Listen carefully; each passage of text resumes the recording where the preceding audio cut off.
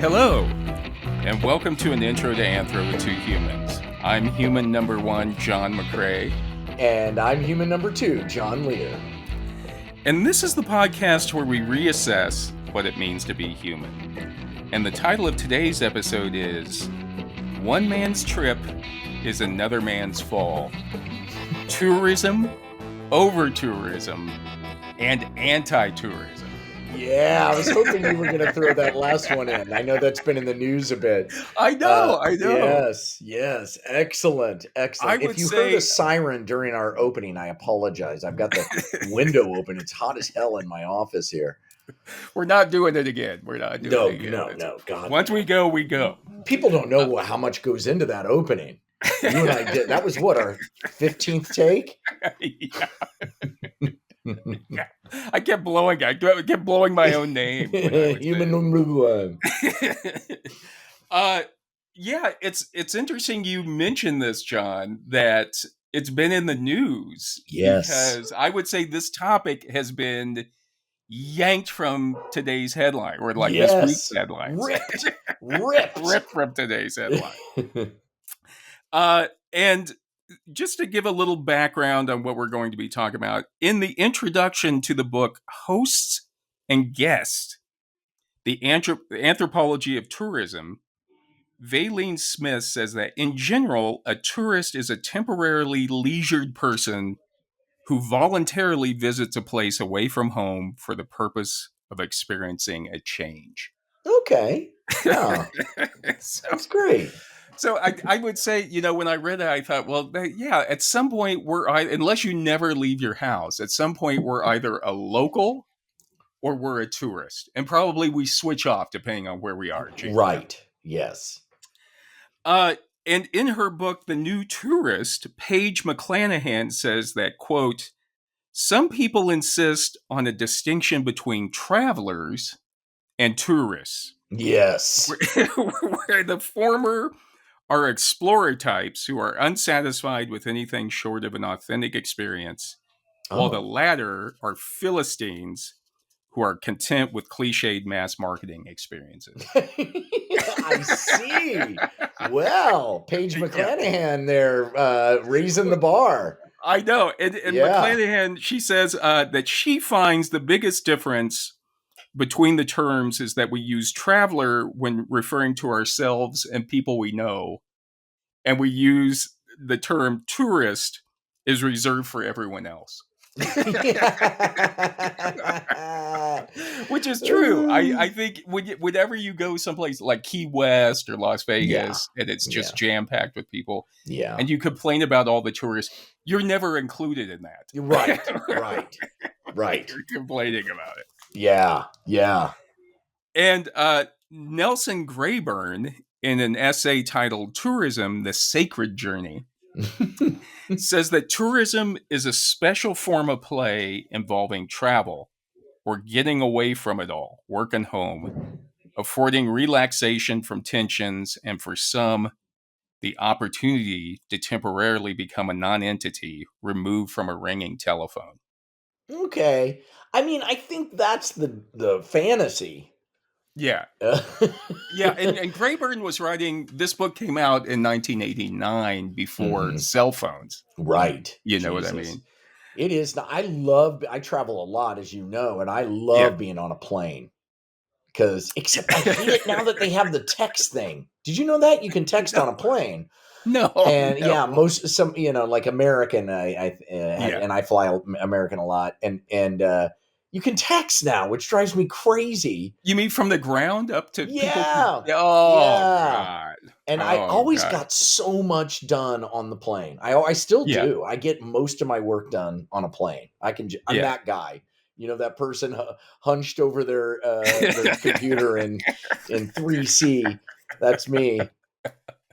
Do you get lots of texts? Are you sending texts when you're up there? Well, somebody will text and you'll text back and then you're fucked. Then you're like caught in a text thing. And I don't know. I like the excuse of not being reachable for a few hours. Right, it's just really nice. That's the way I don't, when I'm on a plane, I don't like to talk to the people next to me. I don't want to know what's going on the ground. You know what I mean? Absolutely not. I never talk to people next to me. I don't want that. No. I put my headphones on and that's it. And then Graburn notes that proper travel, is what he's saying, is voluntary, which makes sense. Okay. I mean, it's got to be. If not, it's more like an abduction, I think. Yeah, or work. Like, I guess he's saying like it can't be a work trip. Right. He says it does not involve routine work, and therefore it's good for you. Yeah. And he says that the very word vacation comes from the Latin vacare, to leave one's house empty. And emphasizes the fact that we cannot properly vacation at home. So right. A staycation's impossible is what he's saying. Right. I think that's actually true now with, phones and everything. Like, I think there was a time when you could kind of be like, you know what? I'm just staying home for a few days. And, take off chill. Work for a few days. Yeah. I think that's kind of over. Yeah, but that he's making the point that you have to go somewhere else for a proper vacation, which I kind of like. I think that's true. I think that's true. Yeah, you can.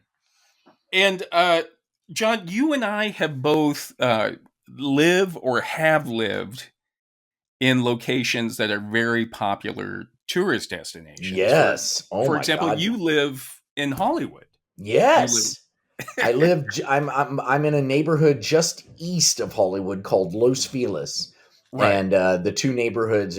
So I'm in Hollywood quite a bit. I know, and boy, do we see a ton of tourists, and you can spot them like no problem.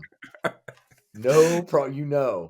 Do you have because you're like ground zero. You're in between Griffith Park and Hollywood Boulevard, right? Yeah. So there's a lot of people getting surprised about how skanky the Walk of Fame is in our neighborhood. How do you is that actually bestowed upon somebody, or they just say, if you want this, you can pay to have your own? You can't be a nobody, but you have to purchase it. Really? It's so it's a little bit of both. Have you looked into it? They can veto. No, I've never looked into it. That came right off the tip of your tongue. It seemed like you knew that information immediately. No, but I don't know how I know that, but it's kind of a bit of a way to just get money for the city. I don't know. It's kind of a cabal that's run. I don't know much about it, but I think it's kind of it's inside and it's expensive. It's always funny when you go down, you walk down there, and you'll see people from back in the 20s and 30s who were big, like Adolphe Menjou or something. Right. You know what I mean? Somebody who's like really popular back then, and now you have no idea. No idea. And that's what's going to happen to every single one of them and every single one of us. I know. We're here and we go, and that's it. That's it. The big trip of life, just journey through life. So. Yep, there's a big neon sign, tequila advertisement in Hollywood that says "famous fleeting." Oh, really? Wow. And it is. But you're close enough. If you wanted to, you could paint yourself silver and run down there to Hollywood Boulevard and make some extra bucks, right? Easy. Anybody who's been to Hollywood Boulevard knows that it's populated with a bunch of I don't know, people. I don't know how to describe them. Very idiosyncratic, mentally ill, perhaps. People who put on costumes and try to get you to pay them $5 to take a picture with them. So, and the costumes it's filthy, Hollywood Boulevard is just filthy, and they're dirty, and so like there's a skanky Spider-Man that's been there forever who, at first it's like, oh, Spider-Man, and then as he gets closer and starts talking to you, you're like, oh, your antenna goes up. That's not Tobey Maguire. Nobody's hiring this guy. He just went out and bought a suit and showed up. The studio's not sending them out as part of their marketing budget. No, there's no rhyme or reason. We should try that sometime. Just see how much money we can make. Yeah. And then you and I both lived in Venice Beach for a long time. Venice Beach, yeah. Yep. Another tourist, popular very touristy. And I lived in Santa Fe and worked at the Georgia O'Keeffe Museum. Yes. And we both lived in Chicago, which is a destination not as big as those, but there are tourists who come to Chicago. Oh yeah, down along like Michigan Avenue, and like Second City, all those places like the lake. Yeah, along the lake. I was just there. Just got back yesterday. Really? Yeah. How is Chicago? How's my lady? Amazing. She was asking about you. Amazing. A huge lightning thunderstorm the first night I was there, and then breezy and non-humid the whole time. And then when I was leaving, the true Chicago lady showed up, and it got sticky and hot. But there was the whole trip, it was just perfect. Just perfect. That's great. Yeah. You never know. I mean, it's far enough north. It can be lovely, or it can be. I always lived near the lake too, so I always had a breeze coming in there. I also remember before they redid when we lived in Chicago, Navy Pier. They hadn't redone it yet because Navy Pier now is like. Now it's a whole big, huge thing. I haven't been out there, but it's massive. Whatever's going on out there. I remember seeing guys in the middle of winter fishing through the little drainage holes in Navy Pier. So there'd just be a bunch of guys out there with fishing poles sitting on benches or on stools out in the middle. It would look like a parking lot. And they'd be fishing and pulling out little smelts or whatever through the drainage holes. Oh. I wouldn't eat that. No, sir. That was such a great image of like if you looked across, looks like a big parking lot, two guys, asphalt, and then. But that's like when you're in Venice and you see people getting in the water. It's like I don't know. I wouldn't do it. I think I only went. People who live in Venice rarely go in the water. Oh yeah. Especially after a rainstorm. Ooh, never after a rainstorm. God knows a human head will float up next to you. But John, all of this talk about tourism also got me thinking about, as you know, I worked for the Italian Tourist Board. Yes, I do. In Chicago for many years, nine years, like over 9 years. And this was before the internet and before you could just Google hotels or flights or, suggestions for your trip. And if you wanted to plan a trip to another country, anywhere, really, you had to buy a guidebook. Right. Or go to a travel agent. Or you would contact the tourist office of wherever you wanted to go. Yes. And then you would ask them to send you out some brochures or like have some suggestions on where you should go, some maps, tourist maps and things like that.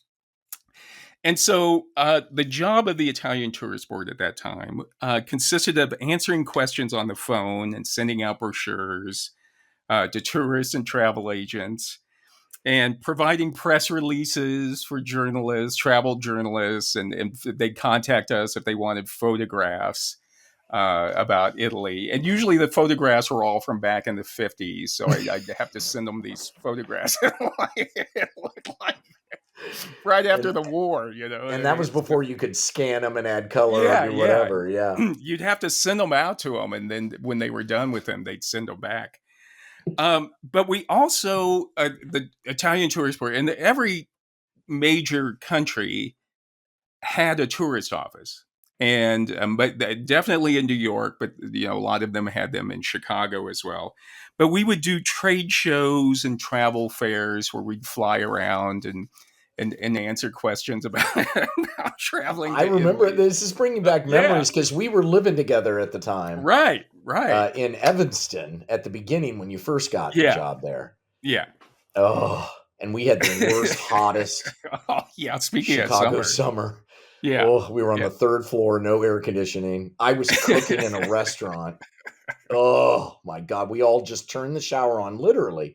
Just turned the shower on and sat in the bathtub and drank It was beer. awful. It was awful. Was nothing. Would you wake up already drenched in sweat because the sun would be coming up over Lake Michigan? God. And like before you even, the first thing you realize as you're coming out of sleep is like, God damn, it's hot. I'm already drenched. And anyway, the goal of our office, or all of these tourist offices, was to increase tourism. Yes. To Italy or to wherever the destination was. That's right. And it was hard to, it was this kind of vague, nebulous, because you can't just get immediate data, or at that time you couldn't get immediate data on how successful you were. You'd have to wait a few years to see if, tourist arrivals. The numbers the government released were up or down, and if they were up, you guys patted yourselves on the back, and if they were down, there was panic. Somebody got laid off or something. Right. It was a fantastic job. I loved it. I know. Those were happy years when you were doing that job, and we were doing crazy theater in Chicago. Yeah, fantastic. And one year, my boss, the Italian travel commissioner, paid for the tourist board to have a booth at the Chicago Marathon. Okay. and you have to ask, like, why the Chicago Marathon? I don't know. I think he thought that there would be a lot of runners. Yeah, you could just hand them trifold pamphlets as they run by.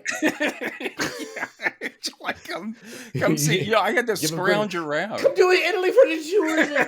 Come to Italy for the tourism. Come to Italy for the tourism. Yeah. And it was. I had to scrounge around to try to find something that kind of a brochure that kind of pertained to running. You know what I mean? Because I was supposed to work this trade fair. Right. At the Chicago Marathon. It was like three days of like full on before the marathon was actually run. And most of the time it would, all the other booths were like people from like power bars or energy drinks. Nike. Right. Things that pertain to marathoners. Right.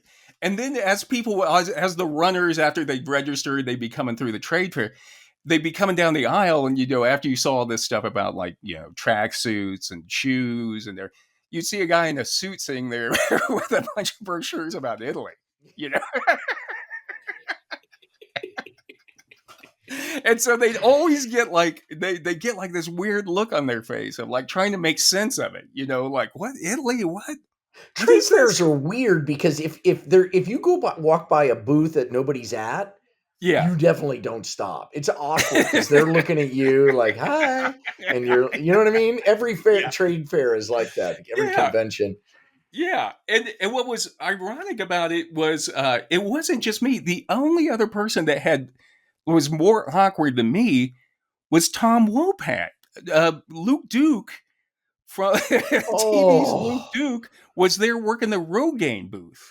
Oh, remember when he was the Rogaine spokesperson? Oh my God. Wow. And he's just sitting there going, what happened? Yeah. How am I here? What the hell? And he and I were marathon convention. He and I were in the same row. He was like a couple booths down from me. So we would see each other every morning. We'd arrive. Right. Because it's a week-long event usually, or a few days at least. Right. And it was the same thing with him of like, well, first of all, it was weird that it wasn't just like Tom Wopat, TV's Luke Duke, showing up to sign, like somebody else was working the booth. They had Tom Wopat in there working the booth. You know what I mean? All day long. And he and I we'd look at each other and kind of nod for a while. And then it got awkward. You know what I mean? Like after a while, you could only like look at each other and shrug and nod so much. But nobody was, again, if you're in a room full of a bunch of fit people, nobody's going to stop and talk about their hair loss in front of a bunch of strangers. No. You know what I mean? No. Like did they recognize it was him? Were there fans at all that came up to him or anything? Because that show was, I mean... my brother David came down there and got really excited when he saw Tom Wopat and went over and talked to him. Your brother. God damn, the world is a less fun place without. I know. It really is. He really went over there. He and Tom Wopat were talking for a long time. I bet he scared the hell out of Tom. Yeah, I mean, if Tom Wopat didn't think of like, what the hell happened? David had an edge to him that you were just like at first, and he's laughing and he's funny as hell. Then you're like, wait a minute, there's something. If I say the wrong thing, this guy might stab me. Yeah. And I'm sure people that probably even came up and asked Tom Wopat, like, hey, when's Tom Wopat showing up? God. Oh, Jesus. But that was awkward. And then also, every year we would do the big travel show at McCormick Place. Whoa. And, McCormick Place is huge, right? That's along a convention center. That's massive. Right. And that trade show was big enough, travel trade show was big enough that people would fly in from Italy. Like all the bigwigs from Italy would come in. Really? Yeah. Wow. And there at that show, all the tourist boards didn't have just booze. They had pavilions, enormous pavilions. You know what I mean? Where you'd serve like a cappuccino or something. Or... right. Uh-huh. They were big. They were like real deals, Right. And every year it'd be like everybody be looking at, oh my God, did you see what Ireland did this year? Did you see what we'd all be like, it was like a popularity contest. You know what I mean? That's yeah. And I'll tell you who the country was that always blew it out of the park. Always was amazing. Finland. Okay, Finland. No. Okay. Good guess. Switzerland. Another good guess. But they don't have any showmanship. I'm trying to think. Showmanship. The French. Always a good one. Always a good pavilion. But not the one you're thinking of. Not Iceland. They were like us. They always did something very standard, like a fiberglass, plexiglass. Mozambique. Close. Really? Ethiopia. Well, it was Dubai. Of course. And at that time, nobody knew where or who Dubai was. This was back in the 90s. Right. And Dubai, every year at that time period, would like I say, all the rest of us were using old scraps of, carpets and everything for our pavilions. Dubai would be like inlaid teak wood flooring, a carved, like actual full-size bar. Whoa. Where they were serving hot tea and they'd have like running fountains. Jesus. They get a garden hose. They had to connect a hose to that and run it down through the innards of the convention center. Right. And they would. Dubai would spend the money, and everybody that worked in there, they were beautiful. They looked like models. Wow. And all of us would just be from all the other European locations where we'd see Dubai's pavilion, we just hang your mouth. Yeah. Once again, they beat you. And this is before they were making islands and stuff. This is early days. Right. So that shows you how important this stuff really was, because now everybody knows Dubai. People want to go to Vegas Dubai. It's the global Las Vegas. Right. But at that time, people, they'd be like, where is Dubai? I don't know. But did you see their pavilion? It's like amazing. It's real wood. They're using real wood. Incredible. Teak wood, real wood. Yeah, like amazing. Inlaid. Like they'd have like craftsmen come in and like put together their pavilion for. I went to a wedding like that at the Four Seasons where they spent so much money, and they had put in a wooden floor. This is just before you go in for the actual reception. There was a pre-reception, a cocktail hour, if you will. And at the cocktail hour, it was massive. This whole huge thing full of seafood and all this stuff. And they had tins of caviar, high-end caviar, like the tins that are the big ones, the size of a plate, full of just. And people would take a little, and everybody went into the reception, and there were like me and two other people who were into caviar, like holding these huge tins with like it smeared all over our face, laughing. It's like just eating pudding cups. They were like $20,000 tins, and I was just holding one and just scooping it out, like pudding. It was delicious. God, salad days. Oh yeah. That's great. But the point I'm trying to make, John, is in this time period, the 1980s, 1990s, when I was working in the tourism business, you never heard the words over-tourism, and you never heard the words anti-tourism. Or ecotourism, probably either. Right. At that time, you didn't. No, not really. People be like, what? You don't want to go see museums? No, I want to sit on a lawn chair by a swimming pool. And, during the first Gulf War from 1990 to 1991, tourism to Europe just plummeted. It basically stopped during that period. And so there was a real desire, a real need at that time when the war ended in 1991 to try to get people traveling again. And it seems like, you can tell how well the world is doing by how many people are traveling. So if there's a terrorist attack somewhere, usually if people are afraid of terrorism, they won't travel. Yeah, right. If the economy's really bad, not just people saying it's bad, but if it's really bad, people won't travel because they can't. They don't have the money. Right. And so I always say you can tell the real state, take a pulse of the world, how it's doing by looking at how many people are traveling. Yeah, I love that. I think that's absolutely true. Yeah. And you could do it by looking at the crowd size. And so, like I said, at that time, we never talked about over-tourism.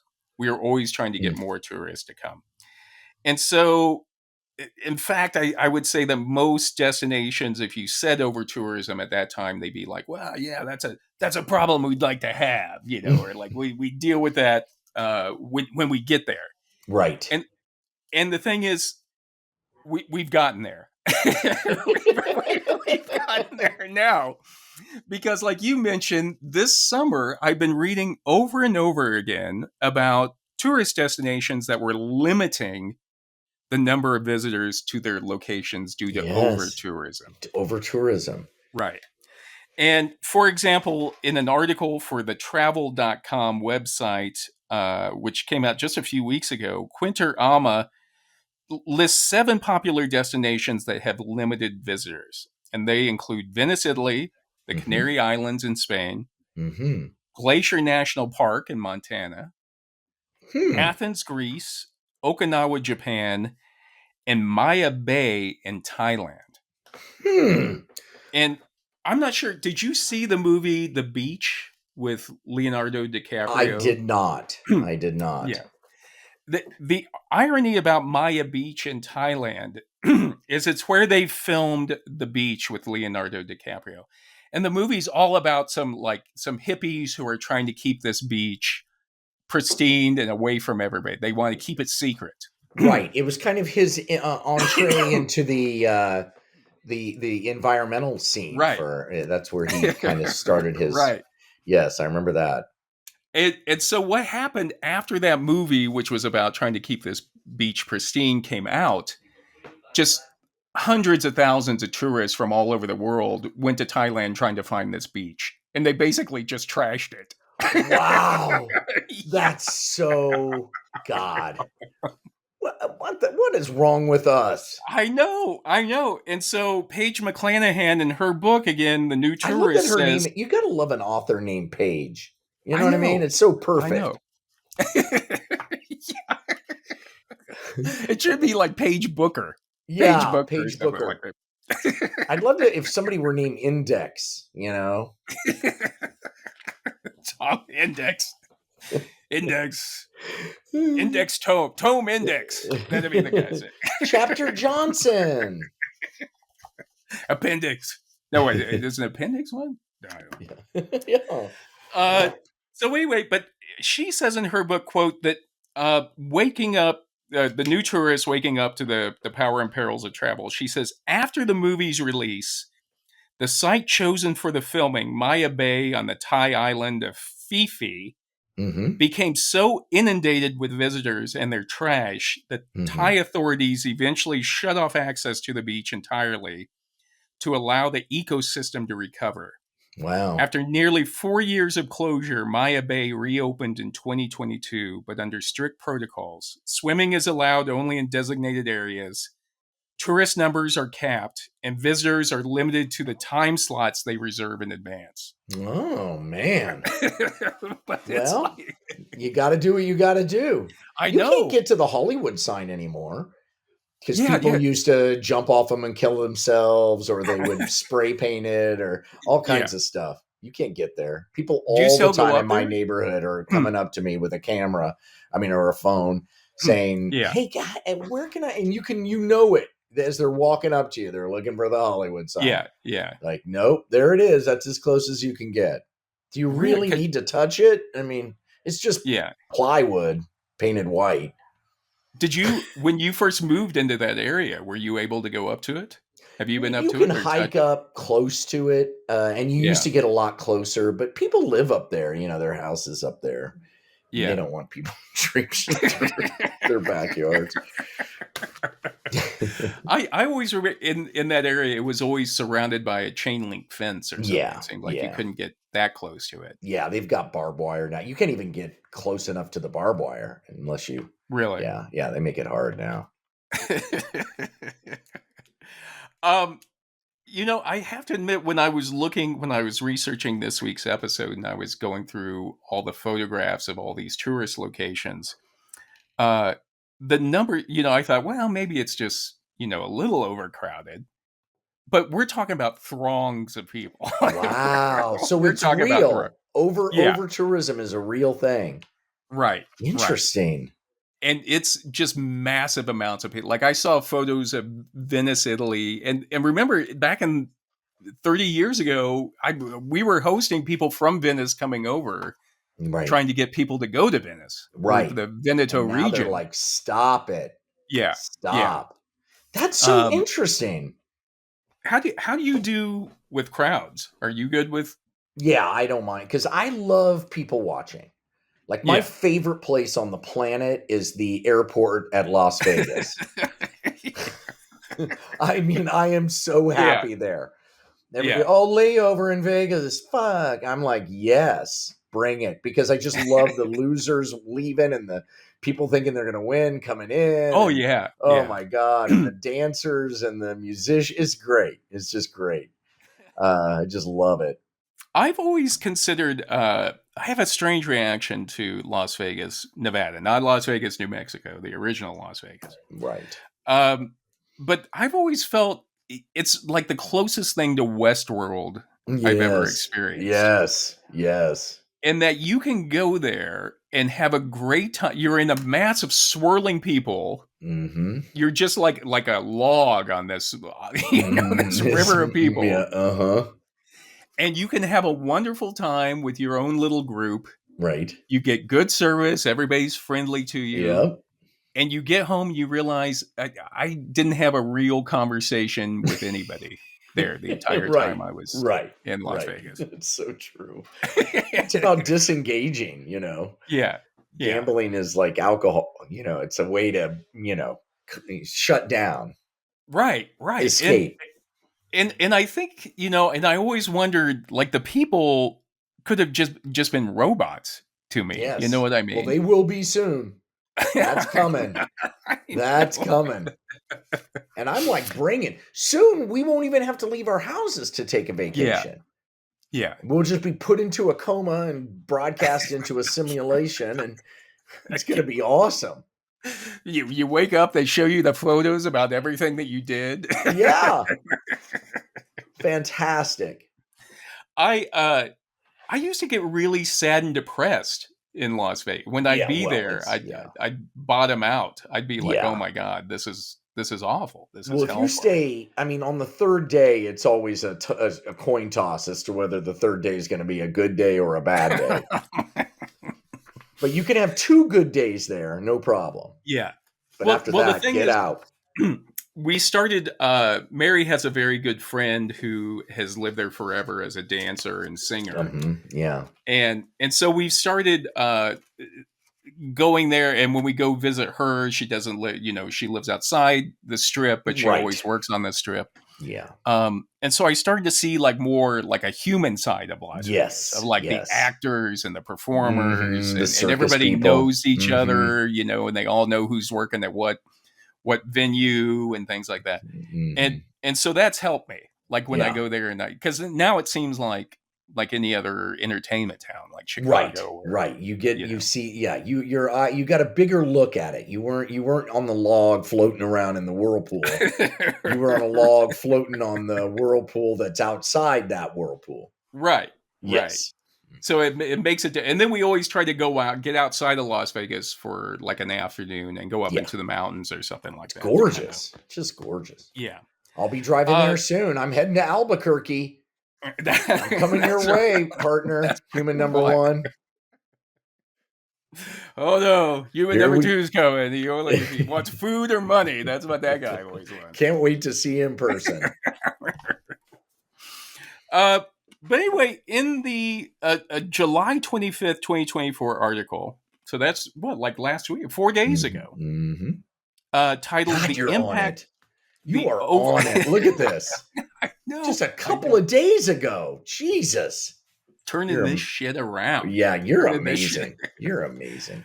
It's July 25th, The Impact of Overtourism on Local Communities and Ecosystems. Mm-hmm. Ashley Nault states that the term overtourism is relatively new, which is what kind of piqued my interest in there, because I was like saying, I never heard this term ever before. Right. And she says it's been coined over a decade ago to highlight the spiraling numbers of visitors taking a toll on cities, landmarks, and landscapes. Interesting. And she quotes Justin Francis, who's the co-founder and CEO of Responsible Travel, who says that social media has concentrated tourism in hotspots and exacerbated the problem. The tourist numbers globally are increasing while destinations have a finite capacity. Right. People aren't traveling to Bratislava. Right. But I am. I'm going there in the fall. No, go ahead. Plug your show. I'll be touring with Susan Messing. Yeah. Our European comedy tour starting in October. I can't wait. If anybody's in Bulgaria, Central Europe, we're going to Bulgaria, Bratislava, the UK, Birmingham, and then to Vienna, which is kind of our hub there. Isn't that crazy? You have to send us photos. I will. I will be in touch. Bratislava, they called and said, "Hey, you're coming from Vienna for that leg. The easiest way is taking a riverboat up the Danube River." Really? And they were like, "We're so sorry." And I'm like, "Sorry? Are you kidding me?" Really? I just finished a podcast on the Ottoman Empire. Let's do it. This is like a fantasy vacation. Oh, God. I'm going to be imagining, spikes with Vlad the Impaler's heads on them.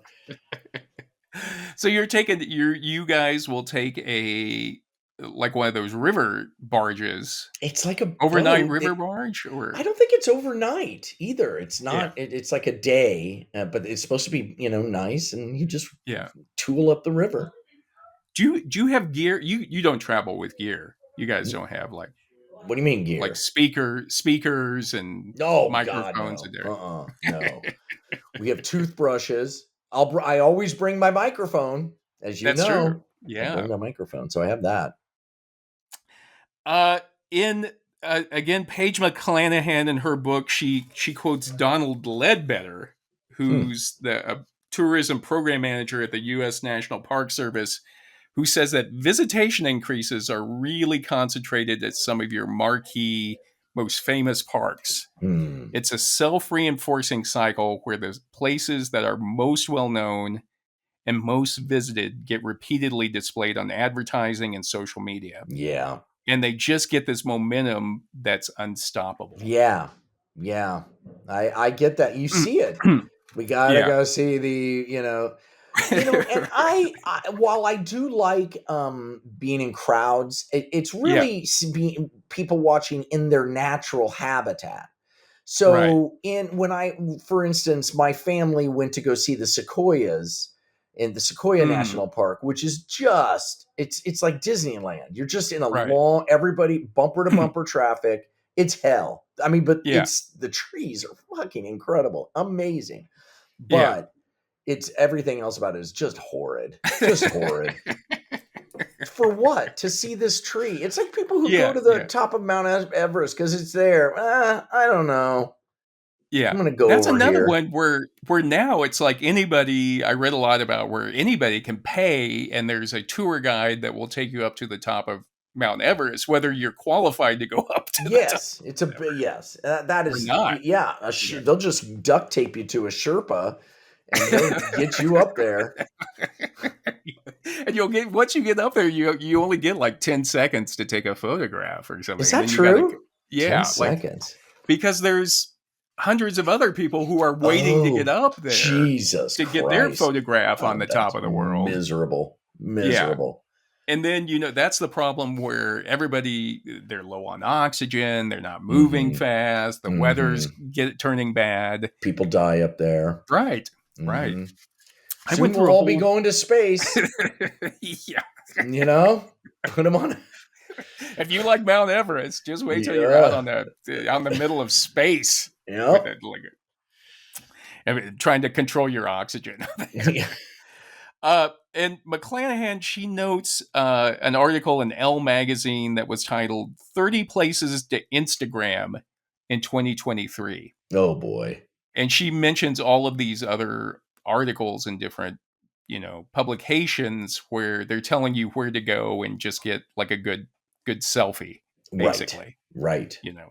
Yeah. And I get it because it's, there's a reason why these sites are iconic. And people want to see them, like you say. And like, if you travel all the way around, I used to love going out. I go out to the Grand Canyon like 2 or 3 times a year, usually off season, to where I could get off by myself. And the last time I was out there, it was just packed. Wow. Even for me. Wow. And, but the thing is, if you travel all the way around the world, you want to see the Grand Canyon. You don't want to go see the OK Canyon. You know what I mean? It's like you want to see the Grand Canyon. That's why people go there. Yeah. And I also find it's funny that whenever you're in those locations, and sometimes people will be like, well, I don't want to look like a tourist. You know what I mean? It's like, if you're wearing shorts in LA in the winter, we all know. Yeah, I'd be like in Venice. I'd be out there in like my winter coat, in February, and there'd be guys out there like splashing around in the water in their bathing suits. We came from Cleveland. We're going to enjoy. Yeah.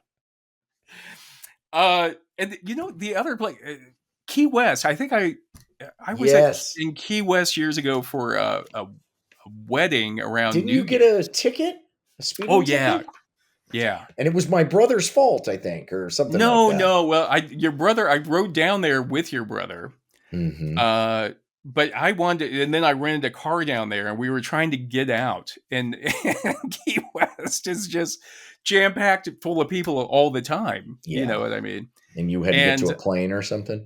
Yeah, well, it was New Year's Day, early morning New Year's Day, coming down that highway that goes along all the Keys. Yeah. It's flat. You could see forever. All the drunks were still asleep. So we were coming down that highway, just flying, because it was the only time that, getting down there was like bumper to bumper, 50 miles an hour. Give you a ticket on New Year's Day. Yeah.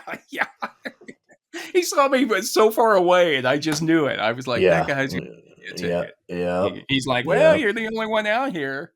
It's like, yeah, dude. Only one sober and give me a break. Square miles. But going back to Nault says that overcrowding is an issue for both locals and tourists. It can ruin the experience of sightseeing for those trapped in long queues, unable to visit museums, galleries, and sites without advance booking, incurring escalating costs for basics like food, drink, and hotels, and faced with the inability to experience the wonder of a place in relative solitude. We're just hoping that something outside of ourselves will give our life meaning. And and I get it, man. I'm right there with you, but it's just like every person I know who retires, what are you going to do? We're going to travel. Yeah. And that's what they're doing. They're all traveling around to the same places. They're all traveling around to the same places. Yeah. I'm reminded of whenever you go see the Mona Lisa at the Louvre, and it's just like 500 people, like 30 people deep, all with their phones above their heads. It's so weird.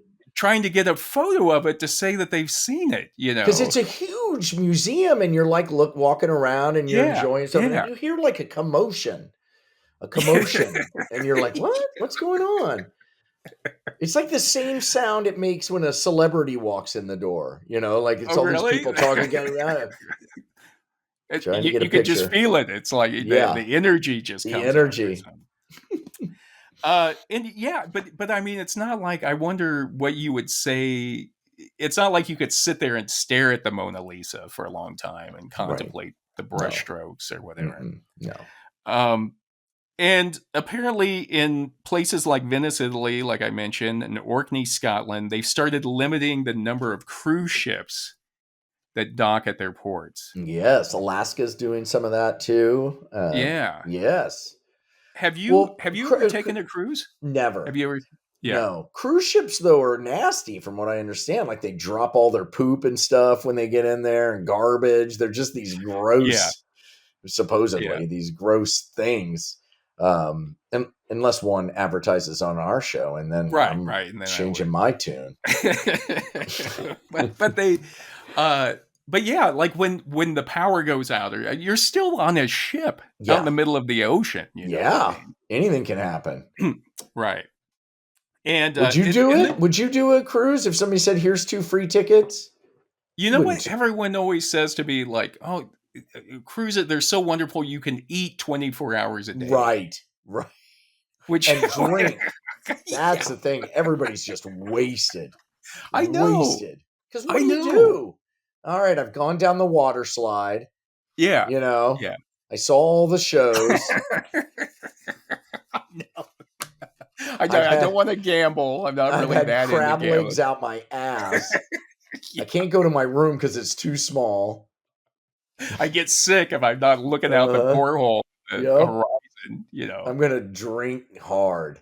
I don't know. I don't think I would enjoy it at all. Although after when we mentioned the 80s and then the nostalgia episode, and we mentioned the 80s ultimate 80s cruise, Mary was like, "I want to go on it." So I may be going on a cruise. So you may go, but if you're with Mary, you'll have a blast. Do you know? And then when you see cruises, like they pull up the cruise ships pull up to Venice, Italy. They're like 3 times higher than any of the St. Mark's Those things are massive. They're like skyscrapers on their sides. Yeah. They're massive. It's like another city pulling up to your city. Yeah, exactly. But you can't go in their city. I know. But their city is it's pulled up and it's piled out into your city to like just look around. It's a giant Trojan horse. And then pretty soon their city, after they like eat all your food and everything, they'll back up and take off somewhere to go destroy some other city or island. But places like Venice, Italy, what they've started doing is they're charging a daily entrance fee to get into Venice, the city itself. So it's like a Disneyland. It's like Disneyland. Well, that's what the locals are saying. The locals are like, "You've just made us a theme park." Yeah. You know what I mean? This is put our outfits on. Right. But do they think it'll slow it down, or what's the idea of the admission? Is it like, "Hey man, there's so many people, we need more money to clean up after you and keep..." I think it's part of that, but I think the way the city officials kind of threw it out there was that it was a way that it would dissuade some people from coming into the town. But it's only €5, which is like $10. You know what I mean? So if you're all the way there, like, give me $10 here. I know, that's what I thought. Like, you got to make it like $1,000 or something if you want people to like stop coming. Like, Like people that just pay, like the Grand Canyon. Like you've already come that far, you'll pay all whatever it is. You know? Oh, it's $5. Nope, turn around, kids. But that's what you brought up a good point. Is people are saying, what the locals are saying. Well, wait a second. If they're paying to get in here, they're going to treat us like we're like theme park employees. You know what I mean? Hey, kids. Yeah. Welcome to Venice. I agree. It's like if people pay money to get in somewhere, they suddenly think that they need to be given something in return. You know what I mean? And it's anybody that's worked at a museum or a theater show or something. Would people have paid money and they go to a concert and they get in there? You're right. Yeah, they should be able to get away with anything. That's right. I paid for it. Right. I paid my $10 to get in. Yep. It's kind of like when you go to Subway. And, like, first of all, like a Subway, it's just somebody making you a sandwich for like a minute and a half or something. Yes. They're not your personal valet. Yeah. For that time period. Like people are always like, hey, can you take that on? Not that much. Put some more on. Oh, no. More. Yeah. I don't know. Yeah. It's always the sauces that hold up the line, too. They've got too many sauces. Yeah. Let's bring it back to just mustard and ketchup. That's all we need, people. It's a Subway. It's a submarine sandwich. And just let them. I mean, they're not making that much money. It's their Chipotle. You have oregano? No. Okay. Yeah, it's just like they're not working for you. They're not your personal chopper. Just have them throw some bologna on there and get going. You know what I mean? And I don't know what would be worse for people living in a town like that. Worse to be treated like a peasant when tourists come in, or be treated like an employee. Yeah, you know what I mean when you come in there. Yeah.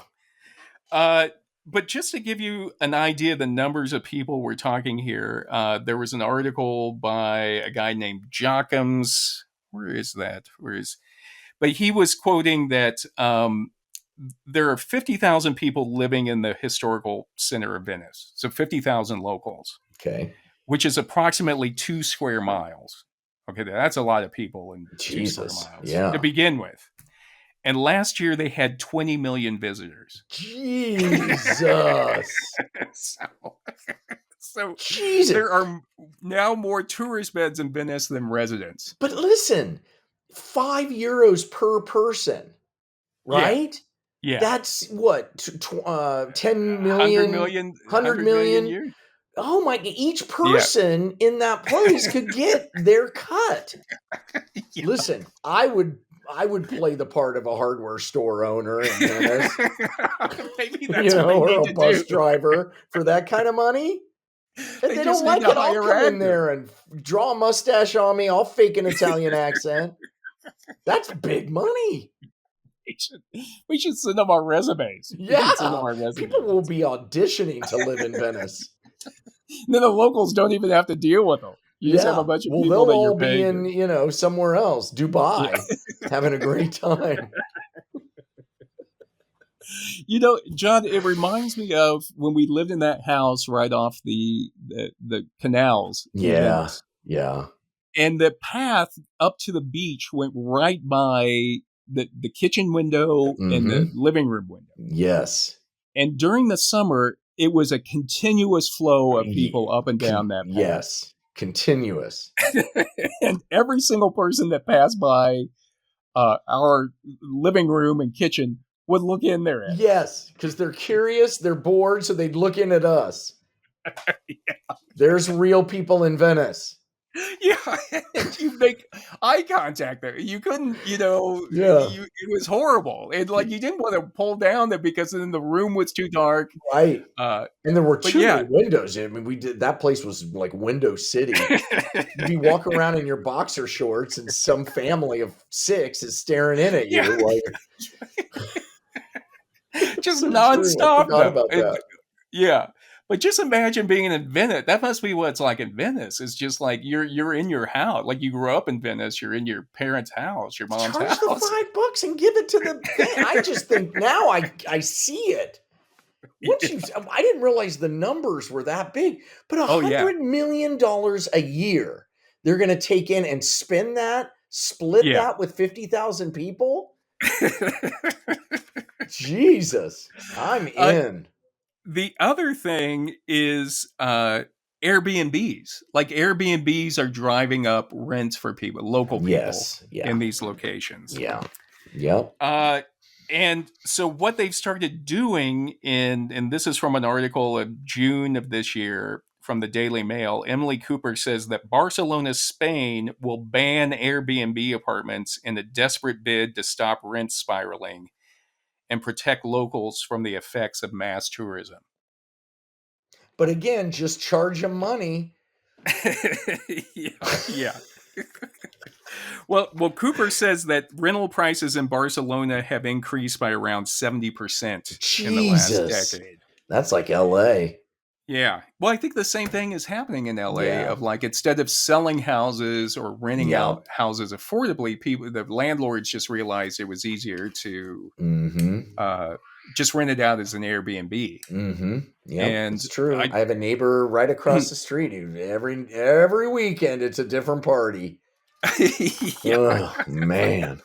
I knew somebody in Santa Monica who, after they got divorced, she got the house, but what she did was she just rented it out as Airbnb, and then she just couch dive on all of her friends' places. Genius. And that became like her job. Her passive income. Yep. Yep. Smart lady. Yeah. And I always have mixed feelings about Airbnb because there's a part of me that loves having my own house and not being in a hotel. Yes. But I'm also completely aware of what happens to the local economy and people who are living in those areas or grew up in those areas. Also, now it's become an Airbnb is like an Airbnb. It's like a hotel room. Like they've obviously, like your friend, she probably just decked it out with the cheapest furniture. Like they all kind of look the same now. Because I travel a lot, and I know a hotel. If I had a black light, I would see white smudges everywhere, glow in the dark smudges. Yeah, and every horrible things have happened in every single hotel room. But I don't know. I like it. There's something honest about it. About the hotel? Yeah. Me too. You know, there's something on. Whereas when you're it's like pretending that it's homey. I don't know. Yeah. Anyway, whatever. What drives me crazy is when they go out to like Home Goods store and just buy some of those signs that say like peace, coffee. Whatever it was. Blessings. Yeah. Yeah, this is crazy. There's a bunch of cheap crap that they put up on the wall. Banged it all up. Put it over there, put one there, and put one there. Yeah. Wait for the money to start rolling in. We stayed at, I think it's the same way in Manhattan, right? They're not supposed to have Airbnbs. Oh, is that true? I don't know. I think so. I don't think I've stayed in it. I've been to Manhattan a few times and I think we've always stayed in hotels. Yeah, but we stayed in one, and the guy that on the Airbnb, he told us, first of all, when you get out of your cab, don't act like you don't know where you're going.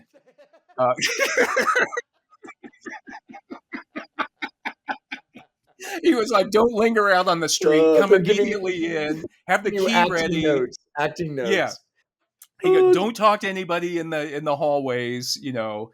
And don't when you wear leave, your go I down. Love NY shirt when you're coming in and out. Yeah. And it was it was uneasy. You know what I mean? Like every little bump outside in the hallway. Oh my God. It was like we were hiding from the secret police or something. You know, like we did. Like, let's get out of here, but don't stop it. When we come out, just keep walking. Go. Yeah. Be cool. She's looking at us. Don't look. Yeah. But she's looking at us. She's looking at us. Hey, they didn't pick up the trash again this week, huh? Hey, Mrs. Wilson, it's Anderson. I'm Jacques' cousin visiting. Yeah. From Paris. It was awful. It was really, that's funny. Like I said, it was uneasy being in there. You know what? No matter how inconvenient New York City is, no matter how I love that town. Me too. God. Me too. I just love it. I was there just a week or so ago, and it was humid as hell. Humid. No breeze, because all the buildings block the breeze. None. So everybody's just walking around, just sweating. You don't even bother showering. And I went in to get a drink from a woman in a bodega or something, and she was like, "Yeah, so where are you from?" I said, "LA," and she's like, "Oh," she was expecting me to brag about my weather, and I said, "You know what? New York City like this is still the best city in the world," and she just lit up. I'm like, "Yeah, I love LA. Don't get me wrong, but God damn, New York City is amazing." We were doing a show there one time in June, and that was fantastic. I think we were back for like a showcase or something with the lectures. Me? Oh, right. Right. I remember that. Oh, and we were right along the Hudson River, and just beautiful. Just beautiful. That time of year. We were staying in a beautiful apartment because it was our friend's apartment in Tribeca, right? Wasn't it? Yeah. David and Anya's. Yeah. Holy shit, that place was insane. Yeah. So anyway, getting back to what some locals have started doing, and this is what's been in the news this summer. Is they've started protesting against tourists. Okay. And which has led to anti-tourism. Oh boy. Okay. and anti-tourism activists have started taking direct action. Oh boy. Against tourists. Jesus. And so in a July 21st, 2024, just last week, article called "Thousands Protest in Spain's Mallorca Against Mass Tourism," Horaci Garcia says that carrying makeshift models of planes and cruise ships, protesters walk through the streets of the capital of Mallorca with posters reading "No to Mass Tourism" and "Stop Private Jets." Whoa. Well, guess where I'm not ever going? I know. Mallorca. I'm listening, Mallorca. Yeah. That's, it works for me. I'm not going there. And I don't travel. Listen, if I've got time off, I'm sitting on my butt in my underwear in my house. That's my vacation. Mallorca is one of those places where like Northern Europeans go down there just to go crazy. You know what I mean? It's like their spring break down there. Oh, God. It's like, like those cities in Florida that complain. Right. Pompano Beach and all those places. And so the article quotes Pere Juan Femenia, who is one of the organizers of the demonstration, who said that the protesters want less tourists in Mallorca, which they don't say no tourists in Mallorca. Oh, wait a minute. Yeah, you can't have it both ways. I know. If you're walking around with signs and scaring the hell out of me with throwing planes and things at me, no, I'm not coming. And Femenia says that mass tourism is making it difficult for local people who cannot afford to live on their own island because tourist flats push up prices. Tourists fill up the beaches and put a strain on public services in the summer. Listen, I am fully on board with the Disneyland. I think it's the only way. I don't see another way. Yeah. Just charge them. They'll pay, and then don't worry about your apartment. Get a bunch of exchange students to go in there and play like, be like reenactors. While you're in Dubai. on an island that looks like a duck or a palm tree or whatever they. You could have an island shaped like anything. Clip art. You just send them clip art and they build an island. You know, one of those famous old things where they would do like a cutout of somebody's profile. Oh, a silhouette. You can send them one of those of your kid, and then you could have an island like that. And I'm not kidding. You really can. They'll make it while you're there. You just give them. You sit down in a chair, and they're building the island for you. You just sit on the tip of your son's nose while they build the rest of it. But here's where it gets interesting. That on July 9th, there was an article called "Barcelona Protesters Throw Items and Spray Travelers with Water Oh, Jesus. While Shouting Tourists Go Home." That's what I saw. They had squirt guns. I saw that. Yeah. That's what I saw. And so in Barcelona, people apparently clapped and chanted "Tourists Go Home" and carried signs and anti-tourist slogans. And they also sprayed tourists with water pistols. Listen, I'm listening. I am not going. I don't want to be where I'm not wanted. Yeah, it's, I was looking at the art and they had like footage of it, and I feel sorry for the tourists because the tourists are just, they didn't know. Individual tourists aren't bad. Right. You know what I mean? It's right. They don't know. They're just trying to have a nice trip. That's right. But then you have hundreds of protesters coming up and spraying you, and they are all sitting at like an outdoor cafe in Barcelona. Yeah. First of all, who's going to sit people at the outdoors when there's a protest going on? This is what we've always done with them. They sit in this cafe, then we put them on the tour bus. We take them over to Venice. Yeah. So it's awful. You'd see like people, like a guy with his girlfriend and like hundreds of people. And the thing is, people in Spain, they look amazing. They're always put together. Oh my God. Look like models. Right. And so you have all these models standing outside the squirting you down. Yeah, yelling at you to get out of there. You know what I mean? People will start Instagramming that. It's going to work. I think it'll work. It works on me. Like, I am absolutely not going to Spain for the rest of my life over this article. Yeah, when would you, like, if somebody says, like, there's not one part of me that wants to do that.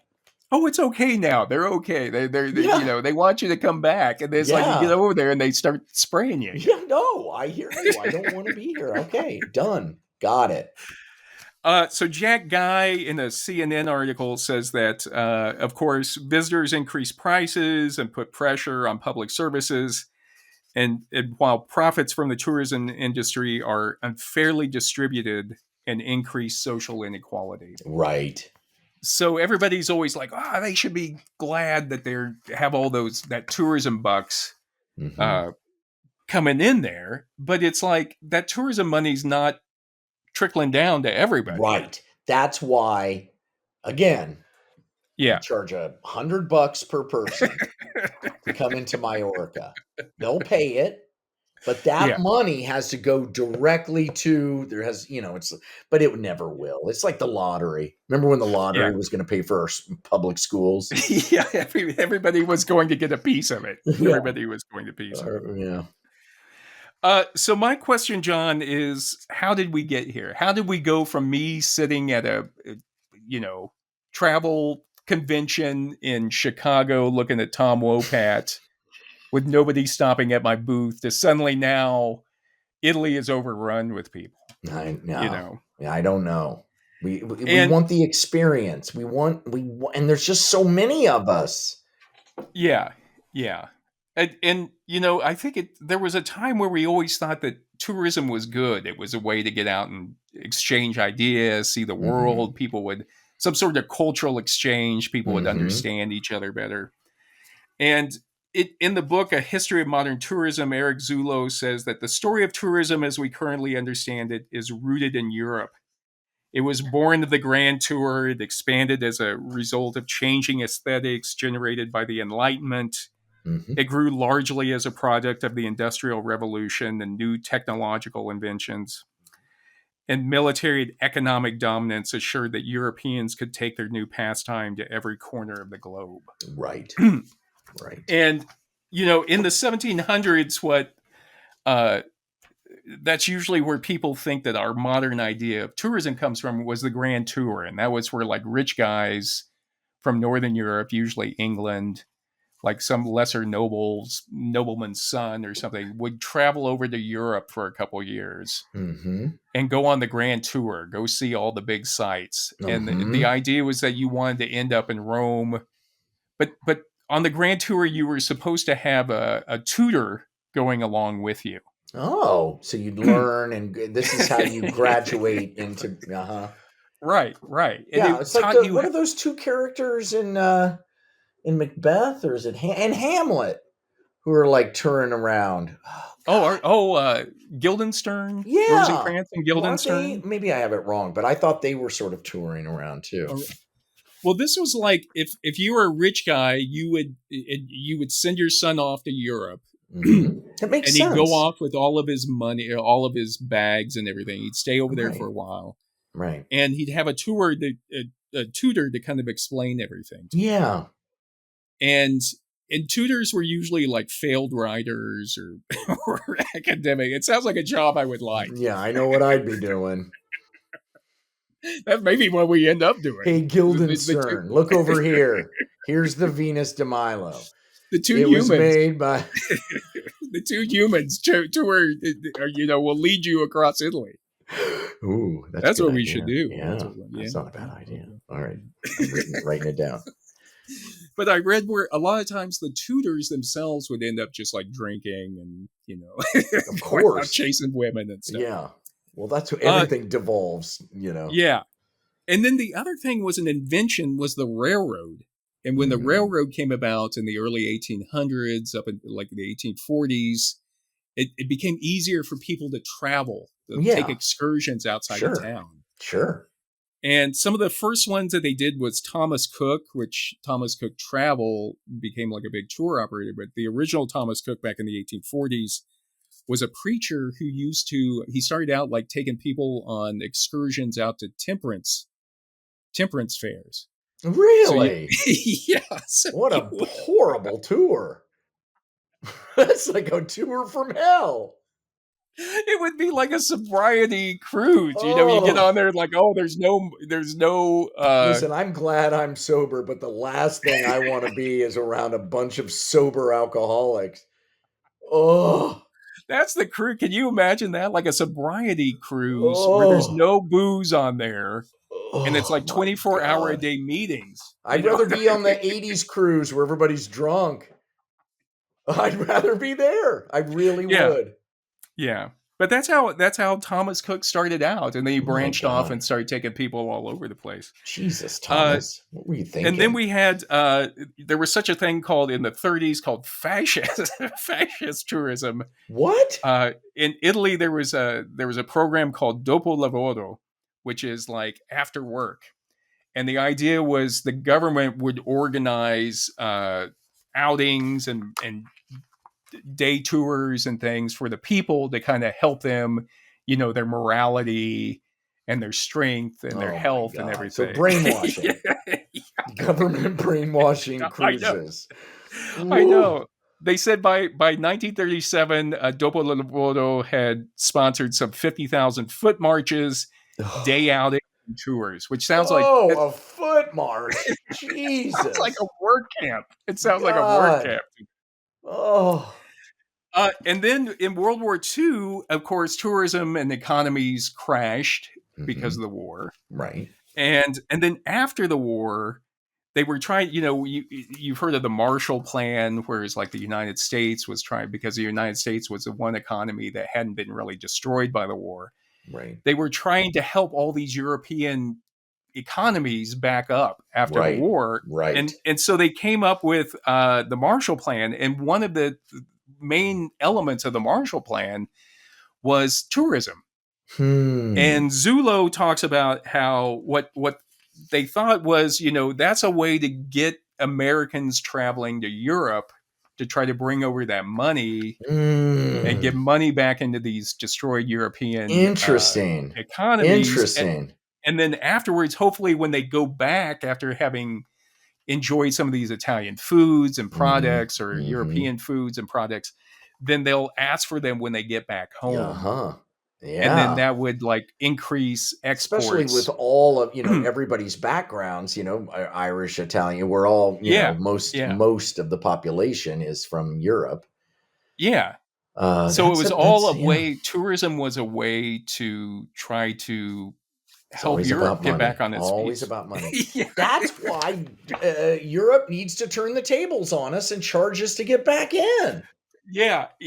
It's funny. I read, I think it was in Zulo's book where he talks about like, yeah, even though, people all said like, oh, it's great to get out there, that cultural exchange and everything. Mm-hmm. But really nobody denied that it was all the economics after World War II. Right. Was the real reason right. for promoting for these big countries promoting tourism. Right. And I think that's when I came on was still part of that. It was before the Soviet Union had fallen at the late 80s. And when I came on, I think it was the tourism industry was still operating under that. Mm-hmm. Under that operating. But it's changed. Boy, has it changed. Yeah, because I think the economies are better. And also overpopulation, too many people. The big difference was people can book their own flights, their own hotels and everything online. It's just so easy. Yeah. You know what I mean? It is. It's true. Whereas before you had to actually go into a travel agency or you had to call up the airlines, it's just people have more discretionary income. There's a global middle class now that's traveling. And you also have people can just book their own things. You know what I mean? Now it's time to start sending people to the moon. Yeah. Going to the moon. The next Dubai is going to be on the moon. Where you can make a crater that looks like your sun, You can have, I don't know what though. Paige McClanahan says the very idea of another world seems quaint. Unless you're seriously put off by war zones, human travelers have been and can go, if they have the money, just about everywhere, including the darkest depths of the ocean and the inner fringes of outer space, like you're talking about. Yes. But when are we going to be miniaturized and explore our own bodies? Hey, how was vacation? Oh, it was great. I spent the first week just in my wife's optic nerve. It was so amazing. But she was cheating on me and I could see it through her eyes. No. Horrible. So anyway, John, I just want, coming to a conclusion. I don't know where this is all going to go. I mean, it's definitely, I don't know, there's some pains here, some growing pains or something with all the people, but it still comes down to technology, just like it was the train 150 years ago. Now it's the internet has made it easier. And then you have people just want to travel. I mean, they still want to travel. They want to go somewhere. But I always wonder, like, if you force out the locals in a place like Barcelona or a place like Venice or Florence. I have a friend a friend of Mary's who just went to Florence, and so the crowds were just, it was horrible. Wow. Yeah. But I'm like, if you force those people out, then what are you actually experiencing when you go visit Florence? You know what I mean? Still get your Instagram photo. I know, it becomes just buildings. It becomes Westworld again, like you're talking about. Yeah. Speaking of which, I am about to go. I'm about to travel. I am driving my daughter's car from Los Angeles all the way across the country to upstate New York. Wow. And my son is coming with me. Is he driving too? Are you switching off? Yeah. Oh, that'd be good. Yep. That'd be good. And we're gonna be stopping in. Let's see. We're gonna be stopping. We're gonna Albuquerque. It's our first stop. Staying the night. Then we're going on to Kansas City, my hometown. Right. And then we'll be going on from there to Chicago, and then Chicago on in. And I'm gonna see this great land of ours. Maybe I'll go with you. I'll be like Smokey and the Bandit. Yeah, come on. We'll take everybody. I'll be Don DeLuise. All right. Well, this is human number 2 signing off. And this is human number 1, John McCray. Thank you for listening, everyone. I hope you enjoyed this.